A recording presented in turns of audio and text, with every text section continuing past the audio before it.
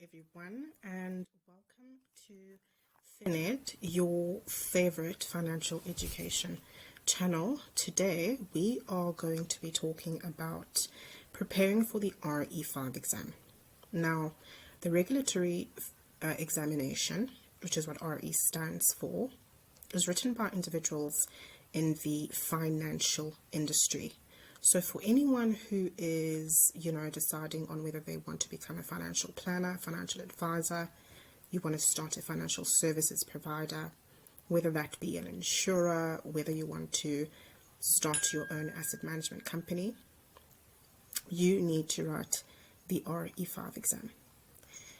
I wrote mine in 2018, and I've been in the financial services industry for just a little over 10 years now. In this video, we're going to cover what the RE5 exam is, who writes the RE5 exam, how you pass it, the costs associated, as well as the study material that you will need to write this exam. Now, there are various online trainers and service providers that can help you. I'm nowhere endorsing them. I just might happen to mention some that might be able to help you in your preparations. Now, what is the RE5 exam? The RE5 exam, as I said, is written by all representatives in all categories of financial services providers. There are different categories of financial services providers, and we're going to cover them in terms of the different RE exams that are there. Now, there is a requirement from FSCA that representatives who give advice must write the RE5 exam. FSCA is the Financial Advisory and Intermediaries Services Act, which we will cover in another video. If there is demand for this video, if one or two comments say that they would like this series to continue, I will break down each and every act for this exam that you will need to go through, as well as some mock exams that I will share in the description of the videos. Now, as I said, there are different types of regulatory exams. There's RE1, RE3, RE4, and RE5. The RE5, of course, is written across all categories of FSPs, financial services providers, as well as their key individuals. The RE1 exam is written as well by all categories of financial services providers and their key individuals. So, for example, an asset manager, you will have to, if you're going to render advice, you're going to have to write RE1 as well as RE5. RE3 is written by Category 2 and Category 2A financial services providers. So we're looking at, let's say, a hedge fund manager. And then, of course, RE4 is written by Category 3 financial services providers. These are like your administrative financial services providers. They provide admin services to the main financial service provider. And of course, we have got your hedge fund. Now, in order to know who exactly falls within RE5, we have to know who doesn't fall in RE5, if that makes sense. So the RE5 is not written by reps that render financial services in terms of if they sell funeral or stokvel benefits. Okay, so your funeral and friendly society benefits only. You do not have to write the RE5. Representatives appointed to render financial services in respect of Tier 2 financial products as well as Tier 1 financial products. In the next slide, you're going to see what these tiers actually are in terms of the products. So Tier 1, we're talking about shares, health service benefits, bonds, derivatives, securities and instruments.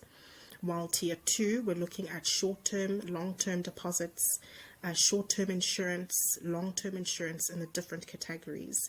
I will share a link to this gazette in the description of the video. So, just to recap who writes this exam: individuals who want to become reps who give advice on behalf of a financial services provider. So if your financial advisor or financial planner is not RE5 or does not have this regulatory exam, they should be under supervision, all right, as they prepare for this exam. Otherwise, they should have this under their belt. So don't be afraid to ask them. You can also check with the Financial Services Conduct Authority, the FSCA, which used to be the FSB, if your planner or advisor is actually compliant. You can check on the FSCA website. Now, in order to pass the exam, you need to get a pass mark of 65%. There are 50 questions in the exam. You have to get 33 correct. It is multiple choice. I wrote it via pen and paper. I'm not sure if it's gone electronic. It should be electronic if it is not, depending on the provider in which you write with. So it's 65% and you need to get 33 questions correct. Now, how much does it cost? The exam itself costs 1,266 rands. If you are writing outside of South Africa, it will be 210 British pounds.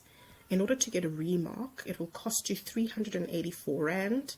To appeal your mark, it's going to also cost you 384 rands. Now, the study material is the acts or legislation that you need to know as someone who's going to be rendering financial advice. Number one, you need to know FICA, the Financial Intelligence Center Act 2001, Act 38 of 2001. That mainly revolves around money laundering and terrorist financing. You're going to need to know the Long-Term Insurance Act 1998. That's Act 52 of 1998. You're also going to need to know FASE. FASE is the Financial Advisory and Intermediary Services Act. And there are certain notices that you're going to need to know. These are subordinate legislation within the FASE Act. So that's BN 80, BN 82, and BN 123, amongst others. And then, of course, we have got the FASE notices as well. Notice 17 and Notice 86. As I said, the study material you can get online, right? You can go to the FSCA website, you can go to the Treasury website and get the legislation that I said in the previous slide. You can also find training providers such as Moonstone. That is who I did mine with.